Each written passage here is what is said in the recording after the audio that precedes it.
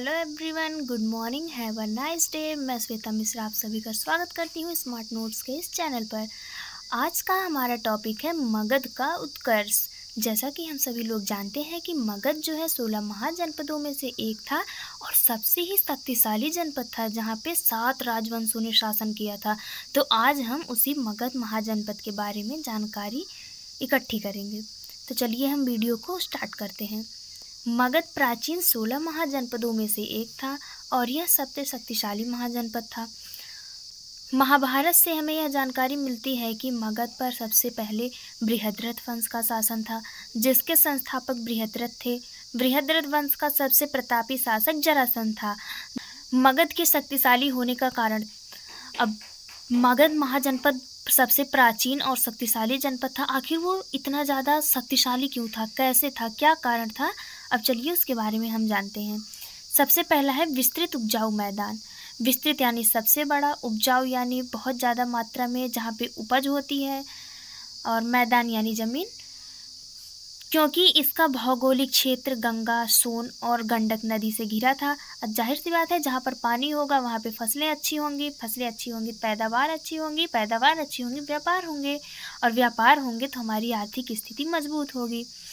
दूसरा है प्राकृतिक सुरक्षा। मगध के भौगोलिक क्षेत्र को प्राकृतिक सुरक्षा प्राप्त थी। अब आप सब लोग सोच रहे होंगे प्राकृतिक सुरक्षा क्या है। प्राकृतिक सुरक्षा में जैसे हिमालय पर्वत, तो आपने नाम जानते ही होंगे, सुना ही होगा। हिमालय पर्वत जो है कि भारत की रखवाली करता है और महासागर रखवाली करता है। आपने पोयम में सुना होगा कहीं ना कहीं बचपन में। तो वही है प्राकृतिक सुरक्षा। इसके दक्षिण में विंध्याचल पर्वत, उत्तर में गंगा नदी, पूर्व में फाल्गु नदी, पश्चिम में सोन नदी से घिरा हुआ था। तीसरा कारण है खनिज संसाधनों की उपलब्धता। चौथा है व्यापार में वृद्धि। अब जहाँ पे भौगोलिक क्षेत्र बहुत विस्तृत होगा, 3 नदियाँ होंगी जहाँ पे, और जहाँ पे उपज बहुत अच्छी होगी वहाँ पे व्यापार भी अधिक मात्रा में होगा, तो व्यापार में वृद्धि। और वन क्षेत्र तथा हाथियों की उपलब्धता। मगध महाजनपद में के जंगलों में सबसे ज़्यादा हाथी पाए जाते थे, वहाँ पे हाथियों की भरमार थी। मगध जो है हाथियों के लिए, मगध के जंगल जो है हाथियों के लिए ही जाने जाते थे। कृषि में लोहे के उपयोग, लोहा यानी हलों के उपयोग।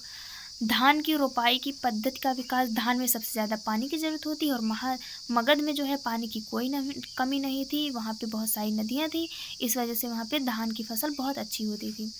ऐतिहासिक प्रमाणों के अनुसार मगध महाजनपद पर कुल 7 राजवंशों ने शासन किया। ये 7 राजवंश कौन से हैं, चलिए हम इनको एक एक करके देखते हैं। इनको याद करने की ट्रिक है हसीना माशूका 7। ह से हर्यक वंश, स से शिशुनाग वंश, न से नंद वंश, म से मौर्य वंश, स से शुंग वंश, क से कर्ण वंश, स से सातवाहन वंश। तो ऐसे ऐसे करके कुल 7 राजवंशों ने शासन किया। इन 7 राजवंशों के विषय में हम एक एक करके विस्तार पूर्वक एकदम डीपली जानकारी हम दूसरी वीडियो में प्राप्त करेंगे। तब तक के लिए धन्यवाद। वीडियो अगर अच्छी लगे तो लाइक, शेयर और सब्सक्राइब करें और अपने दोस्तों को शेयर करें। धन्यवाद। मिलते हैं अगली क्लास में।